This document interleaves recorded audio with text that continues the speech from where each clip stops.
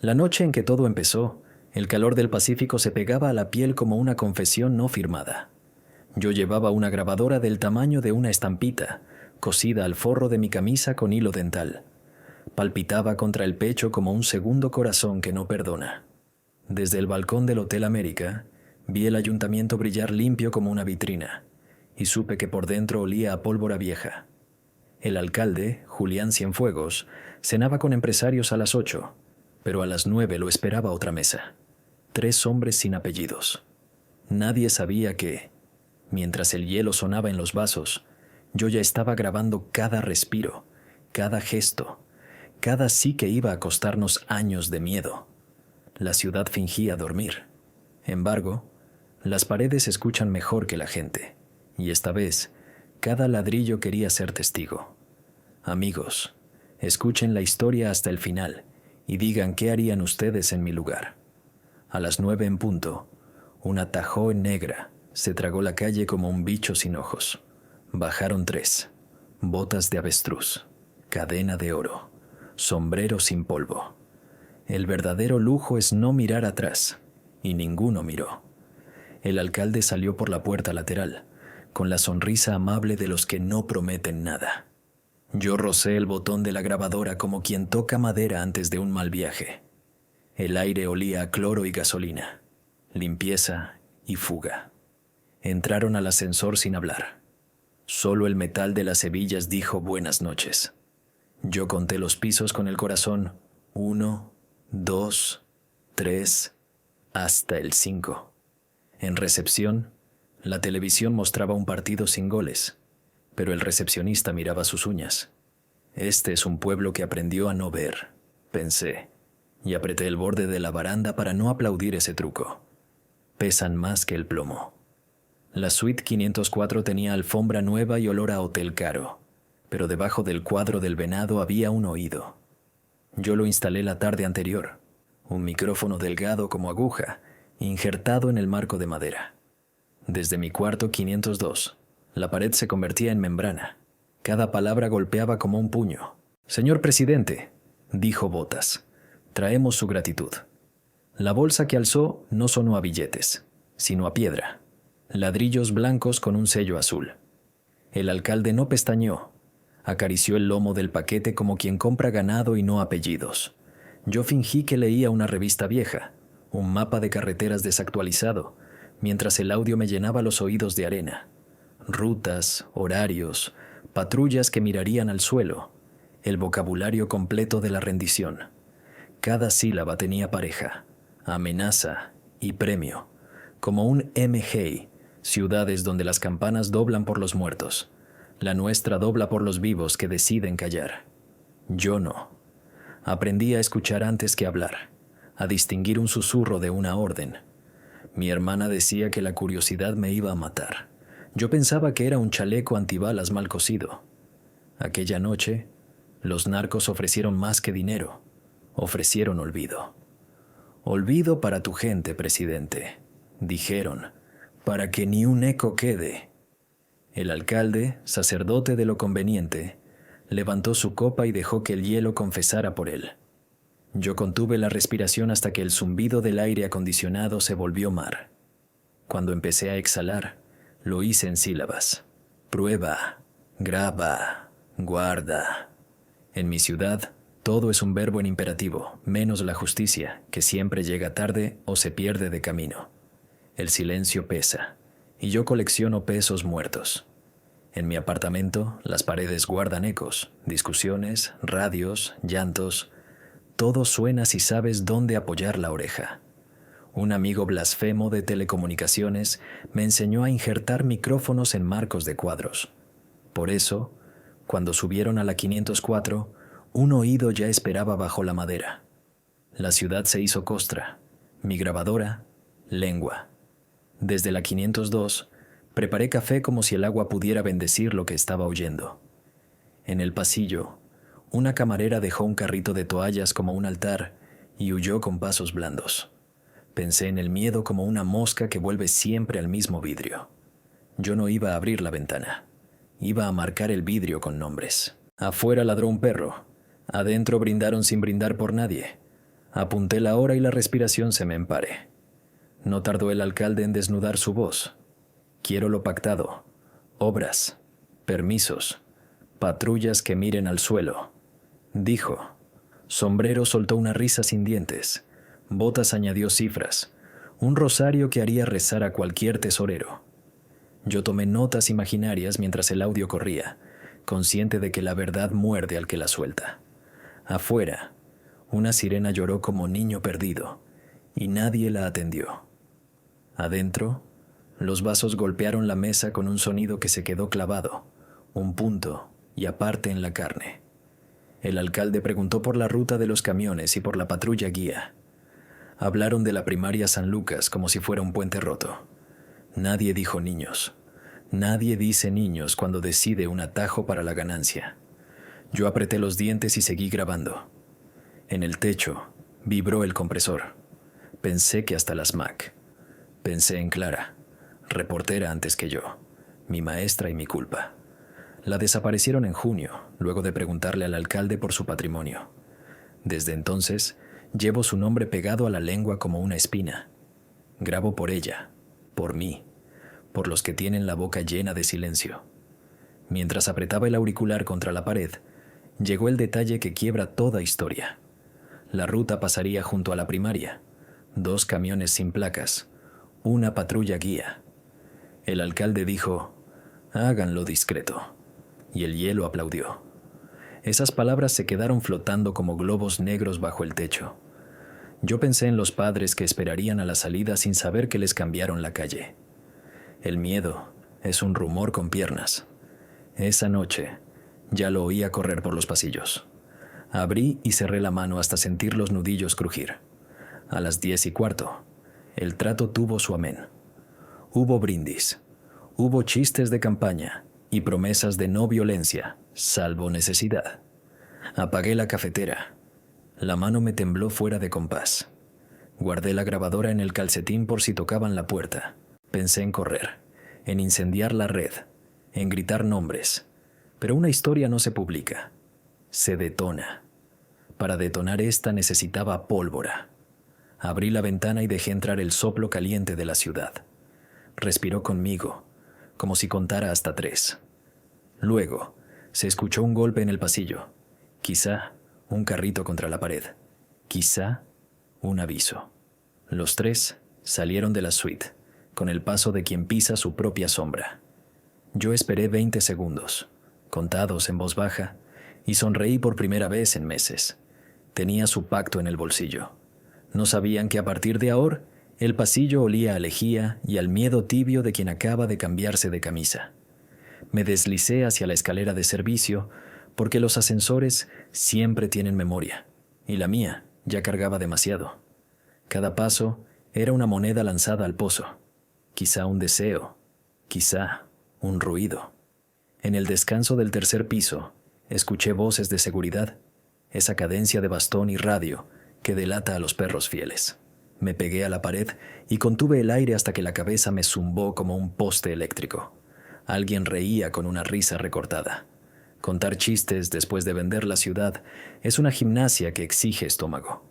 Cuando por fin alcancé el lobby, la recepción estaba vacía, salvo por un bol de caramelos que brillaba como una trampa. Crucé sin mirar atrás.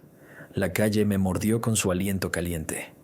Caminé 2 cuadras con la calma impostada de los culpables útiles.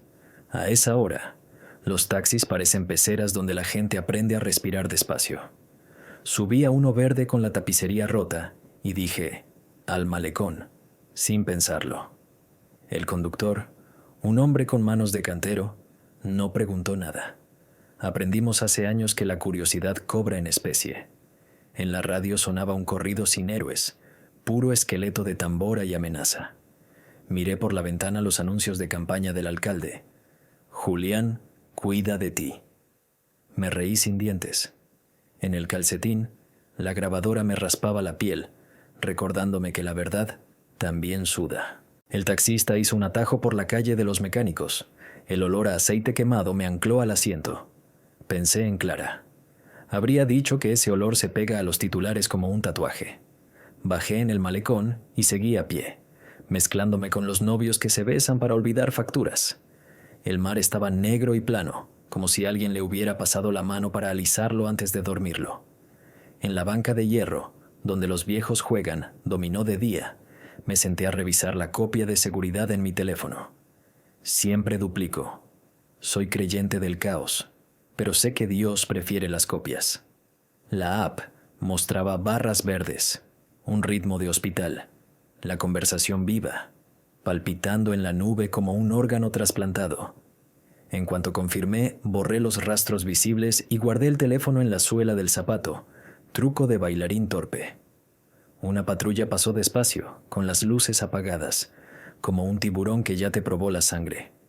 No me miraron. A veces la sombra compra mejor que el dinero. Volví a casa por calles largas, escogiendo las que tienen perros. Los perros son testigos incorruptibles. Ladran igual a santos y demonios. Mi edificio, una caja de cerillos apilados, olía a sopa y a pintura vieja. Subí los 5 pisos a pie para no dejar huellas en el ascensor. En la puerta, un sobre Manila dormía como un gato. Nadie había tocado. Lo abrí con la llave y me cayó al piso un recorte de periódico. La nota vieja donde Clara preguntaba por el patrimonio de Cienfuegos. Detrás, con marcador azul, alguien había escrito: «No te metas, muchacho». Me reí bajito, como quien escucha una amenaza pronunciada con hipo. Adentro, mi cuarto seguía donde lo dejé. Tazas de café, mapas, una pared entera con hilos rojos que parecían venas sin cuerpo. Cerré 2 veces. Puse la grabadora en la mesa y me lavé las manos como un cirujano que salió de un cuerpo ajeno. Luego preparé el altar, cuaderno, audífonos y una paciencia que me enseñaron a punta de funerales. Reproduje el archivo, aumenté el volumen y dejé que la noche repitiera su propio pecado. Ladrillos, rutas, la primaria, la patrulla guía. Cada palabra era un clavo en una caja que yo no quería clavar, pero debía. Paré cuando escuché una frase que me partió en 2. Si hay ruido, lo apagamos con prensa. La voz era del alcalde, seca, técnica, sin odio, como quien quita un tumor y sonríe a cámara. Recordé correos, favores, anuncios oficiales que se compran con fotos de listones cortados. Llamé a Lupo, editor con hígado de granito, y dejé sonar 5 veces. No contestó.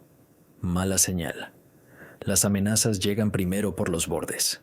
La línea que chisporrotea, el foco que parpadea, el ascensor que decide detenerse entre pisos.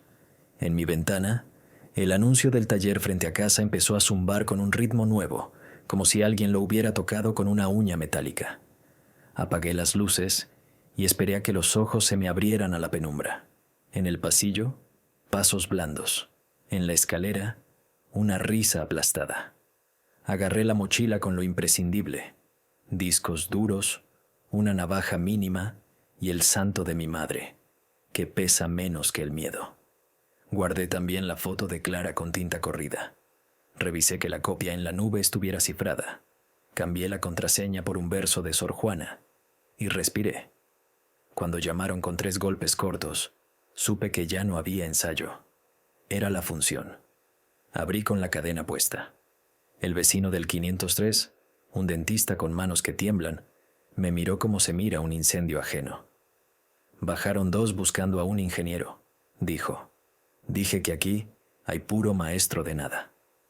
Le di las gracias y cerré.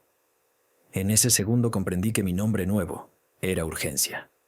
Metí la grabadora en la media, el teléfono en la suela, y colgué del cuello una medalla que no creo pero respeto. Santa Lucía, dame ojos. Salí por la escalera de incendios, que cruje como un barco viejo. En el patio, la lavadora comunitaria daba vueltas con el ruido de un corazón mecánico. Pensé que era un buen presagio. Limpieza a deshoras. Salté el portón y caí torpe. La rodilla gritó, pero siguió. En la calle, el mundo hacía como que dormía. Yo ya no. Fui al único lugar donde aún confiaba. La imprenta de don Eusebio, abierta desde antes del terremoto. Ahí huele a tinta y a pan, combinación que agarra del alma como un buen juramento. Don Eusebio me vio llegar con la ropa sudada y dijo: «Otra vez, mijo». No preguntó. Me llevó al cuarto de las guillotinas, donde el zumbido de las máquinas ahoga cualquier recuerdo. Le di un USB con una versión editada. 2 minutos de pacto, nombres y la mención a la primaria. «Si a mí me matan, suélteme esto a la ciudad», le pedí. Asintió sin drama y abrió una caja de metal con llave en cruz. «Aquí guardo lo que asusta a los vivos», murmuró. Le dejé también una carta para Lupo, por si el editor seguía mudo. Al salir, el aire estaba más espeso. A veces la noche aprende palabras nuevas. El amanecer me encontró en la azotea de un edificio sin nombre, mirando cómo el sol escupía sangre sobre el puerto. El ruido de los camiones mezclado con los cantos de gallos parecía un himno torcido para la ciudad que despierta siempre herida. Yo no había dormido. El cuerpo pedía cama, pero la cabeza era un enjambre de cables encendidos. Con los audífonos, repasaba otra vez la grabación. Cada risa, cada pausa, cada promesa sucia del alcalde. En los silencios, escuchaba algo peor: el vacío de quienes deciden callar. Me dolía el pecho de tanto contener respiración. Pensaba en qué hacer con ese veneno grabado: lanzarlo de golpe o dosificarlo para que matara lento. A la distancia, un helicóptero rozaba los techos como un insecto hambriento. Tomé café frío y supe que ya no había marcha atrás. Bajé de la azotea y me interné en el mercado de San Miguel, un laberinto donde nadie mira de frente porque todos cargan su secreto. Compré un pan dulce para fingir normalidad y me mezclé entre los boceadores que ofrecen camarones, relojes falsos y hasta salvación en botellitas de agua bendita.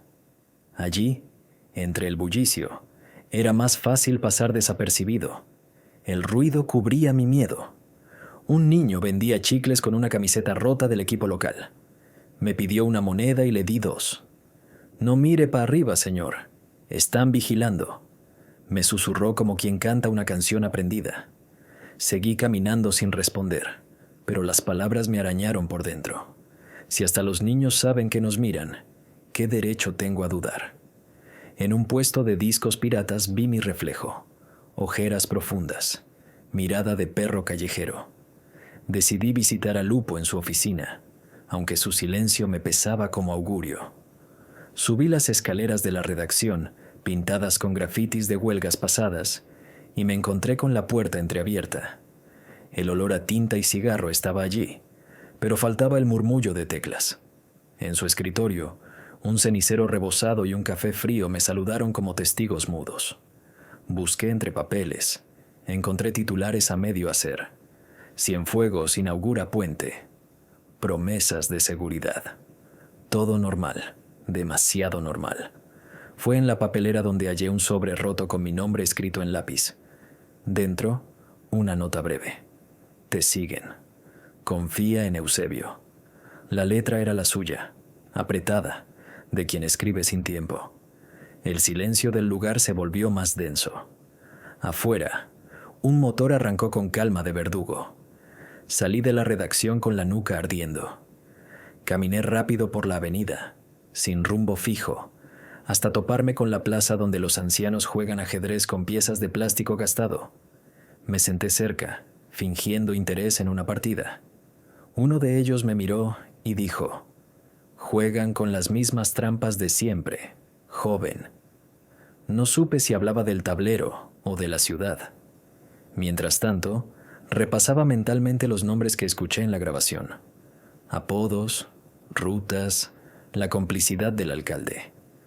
Todo era pólvora. Pero publicar sin estrategia era suicidio. Y Clara ya me había enseñado que los muertos no cuentan historias. Un perro flaco se acercó, le di un pedazo de pan y lo vi alejarse con la cola baja. Yo también me sentía así, con hambre de justicia y miedo de cada sombra. Al mediodía, decidí refugiarme en la casa vieja de mi tía Elvira, al otro lado del río. Ella nunca pregunta nada, solo ofrece café y silencio. Crucé el puente de concreto, sintiendo bajo mis pies las vibraciones de camiones que tal vez ya cargaban los paquetes que escuché en la suite 504. El agua debajo olía a hierro, como si guardara secretos oxidados. Llegué a la casa, paredes descascaradas, bugambilias rojas y un portón azul que chirrió al abrirse. «Estás flaco, hijo», fue lo único que dijo la tía al verme. Me dio un plato de arroz con frijoles y un vaso de agua fresca. Comí sin apetito, sabiendo que la pausa era un regalo raro en días de persecución. En la sala, las fotos familiares me miraban como jurado silencioso. Pensé en qué dirían si supieran lo que cargo en el bolsillo. Mientras descansaba en un sillón raído, escuché por la ventana el sonido de motocicletas que no se detenían nunca frente a esta calle. Ese rugido sostenido era como un clavo contra el oído. Me levanté, cerré las cortinas y fingí calma. Tía Elvira, sin mirar, dijo: «Cuando los perros callan, preocúpate». Y en efecto, los perros del barrio estaban mudos, como si alguien les hubiera robado el ladrido. Sentí el sudor recorrerme la espalda y agarré el cuaderno para anotar cada detalle.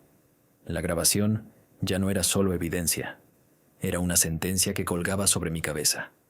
Pensé en mandar un fragmento a un contacto en la capital, alguien que podía hacer ruido desde lejos. Pero el internet era lento y los hombres en moto podían ser más rápidos. Guardé el teléfono, resignado a esperar la noche. La tarde cayó pesada, con nubes grises que parecían costras sobre el cielo. Encendí la radio vieja de mi tía buscando noticias, y lo primero que escuché fue la voz del alcalde inaugurando un programa escolar. Hablaba de futuro y protección a la niñez, con la misma voz que anoche ordenó usar la primaria como ruta de transporte. El contraste me revolvió el estómago. Tía Elvira me miró sin palabras, como si también hubiera escuchado el eco sucio detrás del discurso. En la cocina, el reloj de pared sonaba cada segundo como martillo. Me prometí que la ciudad escucharía la verdadera voz de Cienfuegos, aunque tuviera que pagar con la mía. Pero la pregunta seguía mordiendo. ¿Quién más confiable que Eusebio para soltar la bomba? Y si Lupo ya estaba marcado, yo era el siguiente en la lista. Cuando la noche cayó, volví al centro. La ciudad de madrugada huele a maíz quemado y miedo sin dueño. Caminé por la avenida principal con la grabadora pegada al pecho, recordando cada paso como si fueran despedidas. En la esquina de los bares cerrados, un hombre encapuchado me entregó un papel doblado y se fue sin hablar. Lo abrí bajo la luz amarilla de un poste. Lo que grabaste, ya lo saben. Si hablas, no llegas a mañana. El papel estaba manchado con grasa de tacos, detalle tan vulgar como siniestro. Lo arrugué y lo tiré al suelo, pero la amenaza quedó pegada en la piel. Me reí nervioso, porque ya estaba atrapado en una partida que no elegí. Seguí caminando, convencido de que cada sombra era un testigo y cada ventana un cañón apuntando. La ciudad me vigilaba entera. El cielo amaneció plomizo, como si la ciudad llevara el mismo insomnio que yo. Caminé hacia el malecón temprano, buscando la brisa que a veces borra pensamientos, pero aquel día no borraba nada. En cada ola escuchaba la repetición del pacto, la risa del narco, el brindis del alcalde, la primaria nombrada como un simple punto de referencia. El mar estaba quieto, demasiado. Me senté en una banca, prendí un cigarro y observé cómo un grupo de pescadores arreglaba sus redes. Uno de ellos levantó la vista y me sostuvo la mirada demasiado tiempo. Ese gesto simple me atravesó. En esta ciudad, hasta un pescador podía ser informante. Tiré el cigarro antes de la mitad y decidí que debía moverme otra vez. La banca se había convertido en una trampa. Caminé hacia el barrio antiguo, donde las calles son estrechas y los balcones casi se tocan. Allí, entre ropa tendida y olor a tortillas, es más fácil perderse. Entré en una cantina pequeña con mesas pegajosas y luz amarilla. Pedí un café, aunque lo único que servían era cerveza tibia y mezcal barato. El cantinero me lo trajo sin preguntar, como si supiera que yo no venía a beber. Encendí el teléfono, revisé la copia de seguridad, aún intacta. Escribí un mensaje encriptado para mi contacto en la capital. Tengo material de Cienfuegos. Necesito salida segura. Dudé antes de enviarlo, pero al final apreté enviar. El cantinero seguía mirándome con esa calma sospechosa. Dejé unas monedas y salí antes de que su mirada se hiciera pregunta. El sol golpeaba fuerte ya al mediodía, y cada esquina parecía una emboscada posible. Crucé la plaza de armas, donde un mitin improvisado celebraba las promesas del alcalde. Un altavoz repetía su nombre como un mantra. La gente aplaudía con manos cansadas, sin entusiasmo real, como autómatas que cumplen con la coreografía. Miré los rostros. Había miedo en sus sonrisas, resignación en sus ojos. Me dieron ganas de gritar. No aplaudan. Lo tengo grabado vendiendo la ciudad. Pero me contuve. Sabía que no era el momento, ni el lugar. En cambio, me mezclé entre la multitud. Recogí un volante con su foto y lo doblé hasta que su cara desapareció en un pliegue. Ese gesto mínimo fue mi desahogo. Seguí caminando, invisible entre aplausos huecos. Decidí regresar a la imprenta de Eusebio. Al llegar, el olor a tinta fresca me golpeó como un recuerdo seguro. Él estaba en el mismo sitio, sentado junto a la máquina, con los lentes colgando de la nariz. Me saludó con un gesto leve como si ya supiera por qué volvía. «Está guardado», dijo sin que yo preguntara. Su voz era una piedra tranquila. Me mostró la caja metálica donde reposaba la copia de la grabación, sellada con cinta roja. «Si te pasa algo, esto vuela». Le di las gracias, con un nudo en la garganta. Antes de irme, Eusebio agregó: «Cuídate, mijo. Las imprentas no matan, pero los periódicos, sí». Sus palabras se quedaron clavadas como un clavo frío. Afuera, la tarde se espesaba de ruido y presagio. De camino al barrio norte, recibí la respuesta de mi contacto. «Envíame fragmento. Publicación nacional. Pero cuida tu cuello». Sentí un escalofrío recorriéndome la espalda. Era lo que había esperado, y al mismo tiempo lo que más temía. Me metí en un cibercafé, de esos con computadoras viejas y niños jugando videojuegos de disparos. Abrí un correo seguro, cargué 2 minutos exactos. La risa de botas, la voz del alcalde diciendo: «Háganlo discreto», y la mención de la primaria. El archivo subió lento, cada porcentaje una tortura. Miré por la ventana. 2 hombres en moto estacionados frente a la tienda, sin cascos, mirando nada. Fingí calma, pagué al encargado y salí por la puerta trasera, hacia un callejón que olía a humedad y basura. El archivo estaba en camino.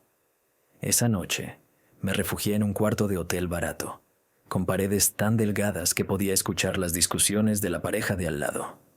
Encendí la televisión para cubrir el silencio. En el noticiero local apareció el alcalde sonriendo, inaugurando un centro deportivo. A su lado, niños con uniformes nuevos agitaban banderas de colores. Me hervía la sangre. Los mismos niños que él había reducido a punto de referencia logístico ahora eran escudos de propaganda. Apagué la televisión y puse los audífonos. Escuché otra vez el archivo completo, como si necesitara recordarme que no estaba loco. Cada palabra era real, cada promesa era crimen. Dormí apenas un par de horas, con un ojo abierto, esperando que la puerta se abriera de un golpe en cualquier momento. Desperté con el sonido de un mensaje en el teléfono. Fragmento recibido. Prepara más. Esto arderá. Sonreí apenas, pero enseguida me di cuenta de que el hotel ya no era seguro. Pagué en efectivo. Salí sin mirar atrás. En la esquina, un mural pintado decía: «La verdad nos hará libres». Pero alguien había tachado «libres» y escrito «muertos». Sentí que era una advertencia personal. Caminé hasta la terminal de autobuses, pensando en desaparecer unas horas. Compré un boleto a un pueblo cercano, solo para despistar. Mientras esperaba, vi entrar al alcalde en la pantalla de un noticiero colgado en la pared. Su sonrisa era amplia, sus palabras huecas. Nadie alrededor sabía que yo cargaba el antídoto contra esa mentira, y nadie sabía cuánto tiempo más podría mantenerlo oculto. El autobús arrancó y yo me senté junto a la ventana, con la mochila en las piernas. El paisaje pasaba rápido: campos secos, casas de ladrillo, niños corriendo tras balones viejos. Afuera parecía todo tan simple, tan ajeno al pacto que yo llevaba guardado. Cerré los ojos un momento, pero enseguida sentí la presencia. 2 hombres sentados 3 filas atrás, demasiado serios para ser pasajeros comunes. No necesitaba comprobarlo. Eran ellos. Me levanté fingiendo buscar el baño y confirmé la mirada clavada en mí. Tenían la paciencia del cazador que sabe que su presa no puede escapar mucho. Volví a mi asiento, con el corazón golpeando el pecho. El viaje apenas empezaba y ya estaba marcado. El juego se volvía más peligroso con cada kilómetro. El autobús serpenteaba por la carretera como un animal cansado, y yo sentía que cada curva era una sentencia. Los 2 hombres seguían detrás, inmóviles, con los ojos clavados en mí, aunque fingieran mirar por la ventana. La grabadora en mi calcetín ardía como si fuera de hierro caliente. Sabía que si la encontraban, no tendría tiempo de dar explicaciones. Me repetí el mantra que inventé para no quebrarme. Graba, guarda, resiste. La carretera se llenó de baches y el autobús se sacudía. Aproveché para moverme, dejando caer mi botella de agua al pasillo. Me levanté, la recogí despacio y avancé hasta el asiento más adelante. Nadie dijo nada, pero pude sentir la incomodidad de esos ojos en mi nuca. La casa ya estaba declarada. Llegamos al pueblo de Santa Teresa, una mancha de casas bajas y calles empedradas donde la gente vive con el calendario detenido en los años 70. Bajé del autobús fingiendo calma, pero con el estómago revuelto. Los hombres también bajaron, manteniendo distancia, como perros que esperan la orden. Me metí entre el mercado improvisado de la plaza, donde el olor a maíz tostado y carne asada me mareaba. Compré un taco al primer puesto, solo para tener algo en la mano, y seguí caminando. Las mujeres me miraban con recelo. Forastero siempre es sinónimo de problema. Me escondí en una iglesia antigua, fresca y silenciosa, y me arrodillé en un banco, aunque no creo en nada. Allí pensé rápido. Debía mandar otra copia de la grabación, esta vez fuera del país. Saqué el teléfono y abrí la aplicación Segura. Escribí a un viejo contacto en Madrid, periodista exiliado que alguna vez publicó las investigaciones de Clara. Tengo material del alcalde comprado por narcos. Ayúdame a sacarlo. Escribí. Adjunté otro fragmento, con nombres y cifras. La subida tardó una eternidad, pero al final apareció el mensaje. Archivo recibido. Resguardo inmediato. Cerré los ojos y respiré, aunque la calma duró poco. Un golpe seco en la puerta de la iglesia me hizo abrir los ojos. Eran ellos. Vi sus siluetas oscuras contra la luz del mediodía. No entraron, solo esperaron. El sacerdote me miró como si supiera todo y me susurró. Por la sacristía, hijo. Corrí por el pasillo trasero y salí al callejón con el corazón en la garganta. El callejón olía a humedad y orina, pero me salvó. Corrí sin mirar atrás, esquivando gallinas y perros flacos. Encontré un taller de bicicletas abierto. Entré y pedí prestada una. El dueño, un joven de mirada alerta, me reconoció de inmediato. «Usted es el que anda grabando, ¿verdad?», murmuró. Me helé, pero antes de que pudiera responder, añadió. «Clara me ayudó una vez. Váyase, rápido». Yo digo que no lo vi. Me dio la bicicleta sin cobrar, con una sonrisa triste. Pedaleé como si la vida dependiera de cada vuelta de rueda, y en verdad dependía. Las calles de Santa Teresa se hicieron un laberinto y los hombres en moto no tardaron en aparecer. El rugido de sus motores se acercaba por los 2 lados. Yo solo tenía una bicicleta vieja y una verdad que ardía. Pedaleé hasta la salida del pueblo, donde la carretera se abría entre campos de caña. El sol caía como plomo y el sudor me cegaba, pero seguí. Los hombres aceleraron detrás, la moto más cercana a apenas unos metros. Escuché un disparo seco y el zumbido de la bala que me rozó la oreja. Grité, no de miedo, sino de rabia. No podían silenciar lo que ya estaba en camino. Vi un camino lateral de tierra y me lancé sin pensar. La bicicleta se sacudió como un caballo loco, pero me mantuve. Los hombres dudaron unos segundos, lo suficiente para que me adelantara. El camino me llevó hasta una fábrica abandonada, un cascarón de hierro oxidado. Entré jadeando, dejé la bicicleta tirada y me escondí tras una pared derrumbada. El eco de las motos retumbaba afuera. El silencio dentro de la fábrica era irreal, apenas roto por el gotear del agua en un charco sucio. Me apoyé contra la pared, tratando de controlar la respiración. Saqué la grabadora y la apreté como si fuera un talismán. Pensé en Clara, en Lupo, en todos los que ya habían pagado con sangre. El eco de las motos se fue alejando poco a poco. Tal vez me habían perdido, o tal vez esperaban que saliera. Revisé el teléfono. Un nuevo mensaje de mi contacto en la capital. Publicaremos mañana. Prepárate. Esto es dinamita. Sonreí, pero al mismo tiempo sentí que me firmaban la sentencia. Si el material salía a la luz, ya no había regreso. Cerré los ojos y escuché el goteo, que sonaba como un reloj marcando el tiempo que me quedaba. La noche me atrapó en la fábrica. Encendí una fogata pequeña con papeles viejos, solo para espantar a las ratas. El humo me mareaba, pero me daba compañía. Pensé en la ciudad, en cómo reaccionaría cuando escuchara la voz del alcalde vendiéndose como mercancía. Tal vez algunos se indignarían, tal vez otros se encogerían de hombros. Pero lo importante era que la mentira ya no sería perfecta. Saqué el cuaderno y escribí mi versión de los hechos, por si alguien encontraba mi cuerpo. La verdad está en la grabación. No crean en sus sonrisas, garabateé con letra temblorosa. Cerré el cuaderno y lo guardé bajo una piedra. Afuera, los grillos cantaban como si nada pasara. El mundo siempre sigue, incluso cuando uno está al borde del fin. Antes de dormir, escuché pasos lejanos, metálicos, como botas sobre el suelo de la fábrica. Me tensé, apagué la fogata con tierra y me escondí detrás de un bloque de cemento. El sonido se acercó. No eran motos, eran pasos humanos, pesados, calculados. Alcé la mirada y vi una sombra alargada moviéndose entre las columnas oxidadas. El corazón me golpeaba tan fuerte que pensé que delataría mi escondite. La sombra se detuvo a pocos metros. Un silencio espeso nos envolvió. De pronto, una voz baja susurró: «No temas, soy amigo de Clara». Sentí un escalofrío que me recorrió entero. De la sombra salió un hombre con barba y ojos cansados, vestido como obrero. Llevaba una mochila colgada.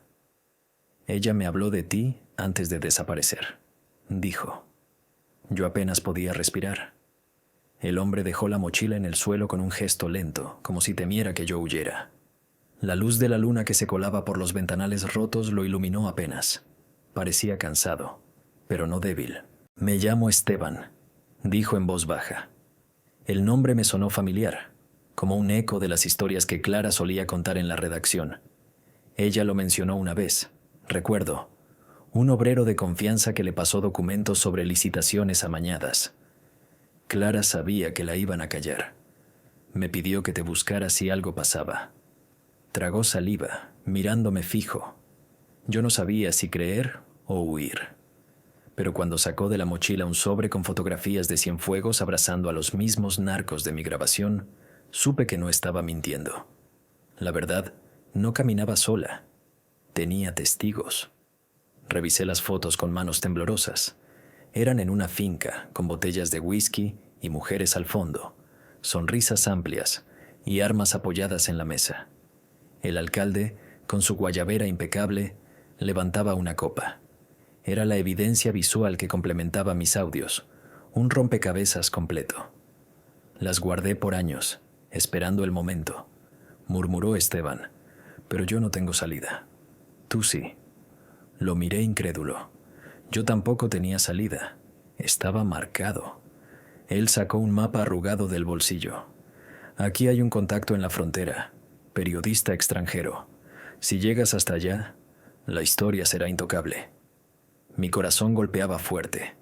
Sabía que la frontera era casi imposible con los hombres siguiéndome, pero no tenía otra opción. Guardé las fotos, el mapa y le di las gracias. Clara confiaba en ti, repitió. Esa frase me pesó como una herencia. Esa madrugada salimos juntos de la fábrica, usando un pasillo oculto entre cañaverales. Esteban conocía cada rincón de esa zona, se movía como sombra entre sombras. Caminamos en silencio, escuchando solo los grillos y el crujido de nuestras pisadas en la tierra. A lo lejos, un disparo rompió la calma. Esteban me empujó contra el suelo y apagamos hasta la respiración. La noche olía a pólvora lejana, pero esa pólvora siempre tiene dueño. Avanzamos hasta un caserío, donde una anciana nos abrió la puerta sin preguntas. «Es amiga de Clara», susurró Esteban. Ella nos dio café negro y un rincón en el piso de tierra. Me acosté sin cerrar los ojos con la grabadora en el pecho y las fotos bajo la camisa. Afuera, la luna parecía un reflector acusador. Dormir era un lujo prohibido. Al amanecer, Esteban me despertó con un gesto brusco. «Ya no es seguro aquí», dijo. Salimos al camino y encontramos un camión destartalado cargado de sacos de maíz. El chofer, otro aliado silencioso, nos dejó subir en la parte trasera. Entre los sacos, escondido, escuché la radio del conductor. El alcalde aparecía otra vez, esta vez negando toda relación con grupos criminales. Su voz era firme, casi convincente. Si no hubiera tenido la grabación, yo mismo habría dudado. Pensé en los ciudadanos que escuchaban esas palabras en sus casas, tragando la mentira con café de olla. Me mordí el labio hasta sangrar. Ellos no sabían que la dinamita ya estaba encendida. El traqueteo del camión era un metrónomo de mi ansiedad. Cada kilómetro nos acercaba al borde y cada curva podía ser la última. Llegamos a un cruce de caminos donde el camión nos dejó. Esteban señaló al norte. Por ahí está la ruta hacia la frontera. El sol pegaba fuerte y el polvo se levantaba con cada paso. Caminamos horas, casi sin hablar, hasta llegar a un pequeño pueblo pesquero. Allí, la vida parecía detenida. Hombres remendando redes, mujeres vendiendo pescado fresco. Pero hasta en ese rincón llegaban las sombras.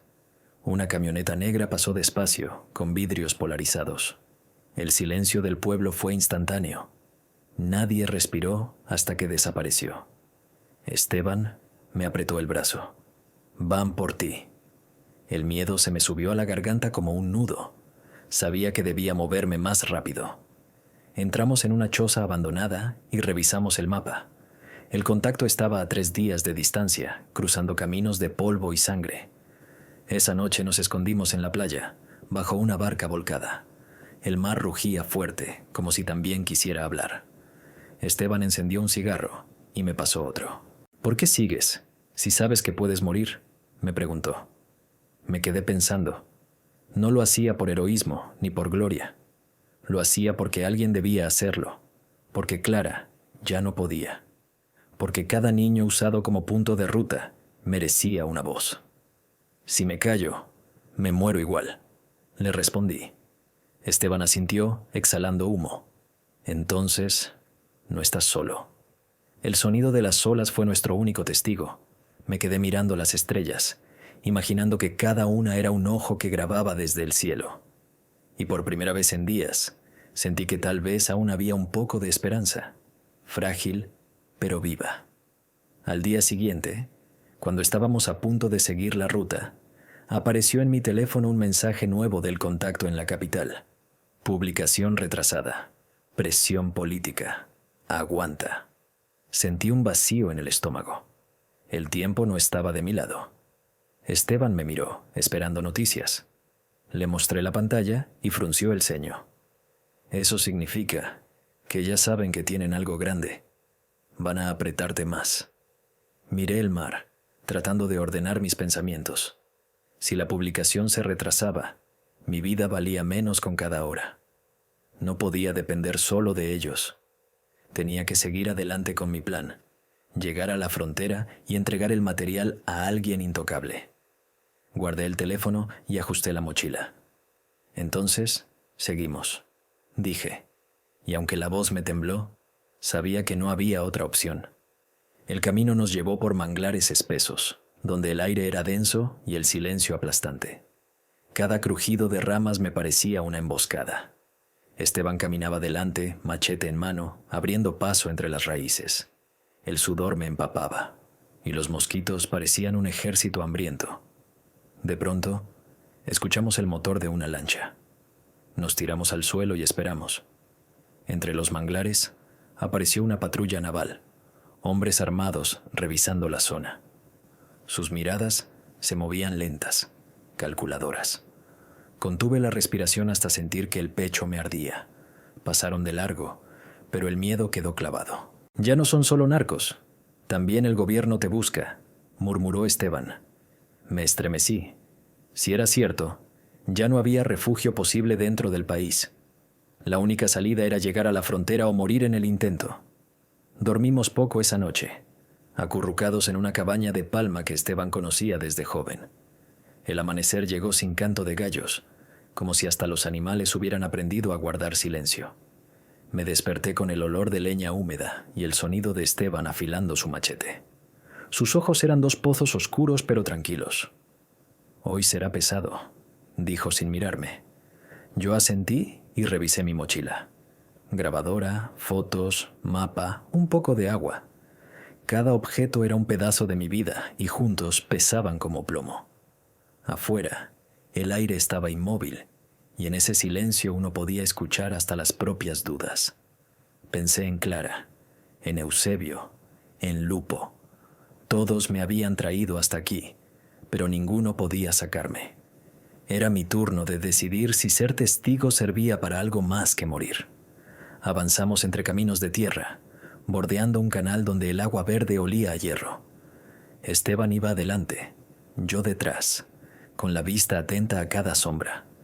El sol nos golpeaba como martillo, y cada paso levantaba polvo. A lo lejos, una avioneta pasó baja, pintada de blanco, sin insignias. Ambos nos quedamos quietos hasta que desapareció tras los manglares. «Ruta de carga», murmuró Esteban. «Están moviendo mercancía». Me estremecí al pensar que la misma ruta que yo llevaba en la grabación era la que pisábamos. El mapa en mi bolsillo parecía arder. Era como caminar dentro de un secreto. Me pregunté cuántos más sabrían, cuántos más callarían. Y entendí que ese pacto no era solo del alcalde, era del país entero, firmado con miedo. Llegamos a un caserío de pescadores al mediodía. Las casas eran de tablas, techos de lámina y olor a sal. Un anciano nos miró desde la puerta y negó con la cabeza. Esteban se acercó y le habló en voz baja. El hombre entró y volvió con 2 cantimploras y un paquete envuelto en periódico. «Para el camino», dijo sin levantar la vista. Yo le di las gracias, pero él no contestó. Era la complicidad silenciosa de los que saben demasiado. Seguimos caminando hasta salir del caserío y meternos en una vereda rodeada de palmeras. Allí, Esteban me habló. «Ellos saben que vamos al norte. Van a cerrar las salidas. Tienes que estar listo». Yo solo pude asentir. En mi pecho, la grabadora parecía latir al ritmo de mi corazón. Al caer la tarde, el cielo se tornó rojo, un color de advertencia. Esteban me indicó que nos detuviéramos en un claro rodeado de árboles altos. «Aquí pasaremos la noche», dijo. Encendimos una fogata pequeña y compartimos el paquete del anciano, tortillas frías y pescado seco. El humo subía en espirales delgadas, como si buscara avisar a alguien. «¿No tienes miedo?», le pregunté. Esteban sonrió sin dientes. «El miedo ya me lo quitaron cuando desaparecieron a Clara. Lo único que me queda es terminar lo que ella empezó». Sus palabras me atravesaron. Me di cuenta de que, aunque yo cargaba la grabación, él cargaba algo más pesado, la memoria de los que ya no están. El fuego iluminaba su rostro, y en su mirada había una calma feroz. Cuando la noche se cerró sobre nosotros, el bosque se llenó de ruidos, ranas, insectos, ramas que crujen. Pero de pronto se escuchó otro sonido, el motor de un vehículo. Apagamos la fogata de golpe y nos escondimos entre los arbustos. Una camioneta sin placas pasó lenta por la vereda, con las luces apagadas. Dentro, siluetas armadas. Contuve la respiración. La camioneta se detuvo unos segundos, como oliendo el aire, y luego siguió su camino. Esteban me apretó el brazo. «Están rastreando», susurró. Sentí un nudo en la garganta. Si ellos ya sabían nuestra ruta, cada paso era una moneda lanzada al vacío. Esperamos hasta que el motor se perdió en la distancia. Entonces, salimos del escondite y caminamos en silencio, sin atrevernos a encender ni una linterna. Avanzamos así hasta llegar a una choza abandonada, donde apenas cabíamos los dos. Era húmeda, olía a madera podrida, pero nos ofrecía techo. Me senté en el suelo y saqué el teléfono. Había un mensaje nuevo del contacto en Madrid. Publicamos en 24 horas. Prepara testimonio. El corazón me dio un salto. Si lograban publicarlo, el país entero sabría. Pero también significaba que nuestra cacería sería más feroz. Esteban me miró, y sin que yo hablara, entendió. Ya no hay marcha atrás. Dijo. Asentí. Esa noche dormí con la grabadora en la mano y las fotos bajo mi camisa. Soñé con Clara, sonriendo, diciéndome que aún no era tarde. Al despertar, el primer rayo de luz entró por una grieta del techo como una aguja, cosiéndome a la realidad. En la mañana siguiente, mientras preparábamos nuestras cosas, escuchamos disparos a lo lejos. Eran secos, rítmicos, como un mensaje. Esteban frunció el ceño. «Están limpiando el camino». Me estremecí. Sabía que esas balas no eran para cazar animales. Guardé todo rápido y salimos antes de que el sol estuviera alto. El mapa indicaba un desvío por un viejo puente de madera, pero Esteban dudaba. «Allí es fácil que nos esperen», dijo, «pero es el único paso». Me quedé mirando ese pedazo de papel como si fuera una sentencia. «Entonces crucemos rápido», respondí. Caminamos en silencio, cada uno con su miedo apretado entre los dientes.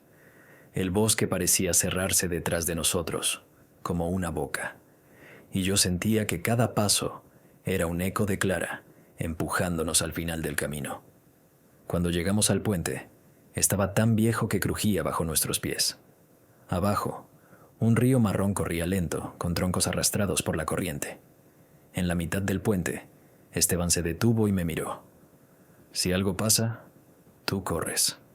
Guarda esto», dijo, y me dio un USB negro. «Es copia de todo». Yo intenté protestar, pero él me interrumpió. «No hay tiempo. Si caigo, tú sigues». El viento soplaba fuerte, levantando polvo y hojas. Era como si el mundo entero contuviera la respiración. Entonces escuchamos motores detrás. Volteamos y vimos 2 camionetas acercándose rápido. Las luces nos cegaron. Esteban sacó su machete y yo sentí que el corazón me explotaba. No había dónde huir. La verdad, y nosotros estábamos atrapados en un puente viejo. Las camionetas se detuvieron al borde del puente con el rugido de motores que parecía un gruñido animal. Los faros nos dejaron ciegos unos segundos. Esteban me empujó hacia adelante, como diciéndome sin palabras que corriera. Yo me quedé paralizado, con el USB en la mano y la grabadora latiendo en el pecho. Las puertas se abrieron de golpe. 4 hombres armados bajaron despacio, con esa calma que solo tienen los que saben que la presa ya no tiene salida. «Entréganos lo que llevas, muchacho, y nadie se muere», dijo uno, con la voz gruesa y una sonrisa torcida. El puente crujía bajo nuestro peso, como si también supiera que estaba a punto de quebrarse. Esteban levantó el machete, y yo sentí que la sangre me hervía. No podía soltar la verdad. No después de tanto.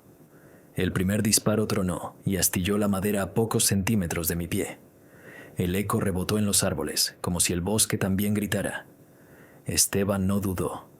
Saltó sobre el hombre más cercano, machete en alto. El choque fue brutal, un destello de metal y carne. Yo corrí hacia un costado del puente, buscando cobertura detrás de un poste roto. El corazón me golpeaba tan fuerte que apenas escuchaba los disparos. Vi a Esteban forcejeando, luchando con una furia que no parecía humana. Yo quería ayudar, pero lo único que tenía eran mis manos vacías y la grabadora oculta. Entonces, recordé el USB en mi bolsillo. Si me atrapaban, no debía dejarlo con ellos. Miré el río marrón debajo y supe lo que tenía que hacer. Me acerqué al borde del puente mientras las balas seguían silbando. El agua corría lenta, arrastrando ramas y basura. Cerré los ojos un segundo y lancé el USB lo más lejos que pude. El destello negro desapareció en la corriente. Nadie lo notó. Todos estaban ocupados disparando. Sentí alivio y miedo a la vez. Si sobrevivía, podría recuperarlo. Si no, alguien más lo encontraría. Volví a mirar a Esteban. Su machete estaba manchado de rojo, pero su cuerpo también. Había logrado tumbar a uno, pero otro le apuntaba directo. Grité su nombre, como si pudiera detener la bala con mi voz. El disparo sonó, y Esteban cayó de rodillas, los ojos fijos en mí. «Corre», alcanzó a decir, antes de desplomarse en la madera rota. El mundo se me derrumbó encima. El puente se convirtió en un infierno de fuego y gritos. Yo corrí sin pensar, saltando sobre tablas flojas, esquivando disparos que levantaban astillas a mi alrededor. La adrenalina me daba alas, pero el miedo me mordía la espalda. Atravesé el puente como un fantasma perseguido y me lancé al monte del otro lado. Los arbustos me rasgaron la piel, pero no me detuve. Atrás, escuchaba a los hombres gritar órdenes, algunos corriendo tras de mí. El bosque se volvió un laberinto de sombras. Corrí, hasta que los pulmones me ardieron, hasta que las piernas quisieron rendirse.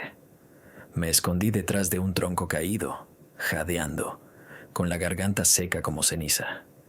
El silencio volvió poco a poco, roto apenas por el zumbido de los insectos, pero sabía que ellos seguían cerca. Saqué el teléfono, temblando. Tenía señal débil, apenas 2 rayas. Abrí el correo seguro y escribí con dedos torpes: Esteban muerto. Me persiguen. El USB está en el río. Publiquen ya. Dudé un segundo antes de enviar, pero al final lo hice. La barra de carga avanzó lenta, como si jugara conmigo. Por fin, el mensaje salió. Me dejé caer al suelo, agotado, con lágrimas mezcladas de rabia y dolor. Recordé la voz de Esteban diciendo que Clara confiaba en mí. Ahora él también me había dejado su confianza. El peso de esa herencia era insoportable, pero también era lo único que me mantenía vivo. Cerré los ojos un segundo, escuchando el murmullo del río a lo lejos, como si guardara mi secreto. Y recé, aunque nunca había creído. La noche me encontró escondido en una cueva pequeña, apenas un hueco en la roca. Me cubrí con ramas secas y traté de dormir, pero las imágenes no me dejaban. La caída de Esteban, el machete ensangrentado, el USB hundiéndose en el río. Cada recuerdo era un cuchillo. Afuera, las luciérnagas titilaban como estrellas atrapadas, y pensé que tal vez eran almas vigilando. En medio de esa oscuridad, el teléfono vibró. Un nuevo mensaje. Publicamos en horas. Resguárdate. El país despertará mañana distinto. Sentí un escalofrío. Era lo que había esperado, pero la frase «resguárdate» sonaba como un eufemismo para «sobrevive si puedes». Guardé el teléfono y apreté la grabadora contra el pecho. El zumbido del bosque era un canto de guerra. Sabía que el amanecer traería sangre, pero también la verdad. El amanecer llegó con un silencio extraño, demasiado limpio. Salí de la cueva y vi que el río corría más rápido, como si quisiera tragarse todo rastro. Pensé en buscar el USB, pero sabía que sería imposible. De pronto, escuché un murmullo de radio. Me agaché entre la maleza y vi pasar una patrulla con soldados armados. Ya no eran narcos solamente. Era el ejército. Uno de ellos llevaba en la espalda una foto del alcalde, impresa en grande, como propaganda. Sentí una punzada en el estómago. Si estaban aquí, significaba que el pacto era aún más profundo de lo que imaginaba. Estaban limpiando terreno, buscándome. Cerré los ojos un segundo. Respiré hondo y me prometí que no me atraparían vivo. La verdad ya estaba en camino. Y yo debía resistir un poco más. El día amaneció pesado, con un cielo plomizo que parecía presagio. Caminé durante horas por veredas solitarias, evitando carreteras, hasta llegar a un cerro desde donde se veía el pueblo más cercano. Allí, entre antenas oxidadas, encontré señal en el teléfono. Lo encendí con el corazón acelerado y vi lo que esperaba. Titulares internacionales comenzaban a estallar. Alcalde mexicano vinculado con narcos en grabaciones filtradas. La noticia llevaba mi audio, editado, acompañado de las fotos que Esteban me había dado. Reconocí la voz del alcalde, inconfundible, diciendo: «Háganlo discreto». Me quedé mirando la pantalla con lágrimas secas en los ojos. La verdad había salido. Pero al mismo tiempo, supe que mi vida acababa de volverse humo. El teléfono vibraba sin parar. Mensajes de periodistas, números desconocidos, ofertas de entrevistas, pero también amenazas. «Ya sabemos dónde estás», decía uno. «Te queda poco, rata», decía otro. Me dieron náuseas. Apagué el aparato y lo enterré bajo una piedra, como si así pudiera callar al mundo un momento. Miré el horizonte. La ciudad quedaba lejos, cubierta de neblina. Allá, el alcalde seguramente sonreía frente a cámaras, negándolo todo, llamando a mis grabaciones fabricaciones de enemigos políticos. Sabía cómo jugaba, pero esta vez la mentira no estaba solo en periódicos locales, estaba en portadas globales. El monstruo ya no podía esconderse bajo la cama, estaba desnudo en la sala. Bajé al pueblo con paso lento, buscando agua y algo de comida. La plaza estaba llena de murmullos. La gente se pasaba celulares de mano en mano, mostrando la noticia. Vi rostros sorprendidos, algunos asustados, otros incrédulos. Nadie pronunciaba el nombre de Cienfuegos en voz alta, pero todos lo tenían en la boca. En un puesto de tortillas, una mujer murmuró: «Lo sabíamos. Ahora ya no pueden negarlo». Ese «lo sabíamos» me atravesó. Tanta gente cargando un secreto que nunca pudo decirse. Compré 2 tortillas y me senté en una banca, escuchando. El miedo era un animal que se movía entre ellos, pero también había un brillo nuevo, la chispa de la rabia. Era pequeña, pero real. En la televisión del bar del pueblo, el alcalde daba una conferencia de prensa. Traje impecable, corbata azul, sonrisa ensayada. Negaba todo. Decía que el audio era falso, manipulado. Decía que era víctima de una conspiración. Los periodistas presentes lo miraban sin cuestionar. Asentían. Sentí un nudo en el estómago. Quise gritar: «Los escuché, estuve allí, lo grabé». Pero sabía que de nada servía. Mi voz ya estaba en el mundo, aunque yo siguiera invisible. Lo miré levantar la mano con gesto solemne, como si bendijera la mentira. Afuera, el pueblo estaba dividido entre quienes creían y quienes dudaban. Pero yo sabía la verdad. El hombre que hablaba era el mismo que vendió la ciudad por un paquete blanco. Al caer la tarde, llegaron los primeros retenes militares al pueblo. Camionetas con soldados armados revisando cada esquina. Yo me escondí en una bodega de maíz, observando por las rendijas. Los soldados no buscaban narcos, buscaban a alguien como yo. Uno de ellos mostró mi foto a un tendero. Me temblaron las piernas. El tendero negó con la cabeza, aunque sus ojos me buscaron un segundo, como si supiera. El silencio era la única moneda que aún se usaba en ese pueblo. Me quedé quieto, apenas respirando. El olor del maíz me llenaba la nariz y trataba de pensar que era un campo abierto. Cuando los motores se alejaron, supe que mi tiempo allí había terminado. Decidí seguir la ruta de Esteban hacia la frontera, aunque ahora iba solo. Caminé toda la noche, guiado por la luna y el mapa arrugado. Cada sombra parecía un espía, cada crujido de ramas un disparo contenido. Me repetía en voz baja los nombres de Clara y Esteban, como si fueran amuletos.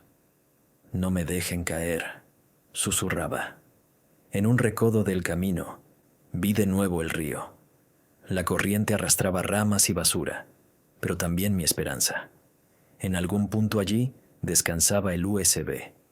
Me quedé un momento mirando el agua oscura, imaginando que las palabras grabadas viajaban en ella, como un mensaje secreto que el río llevaba al mar.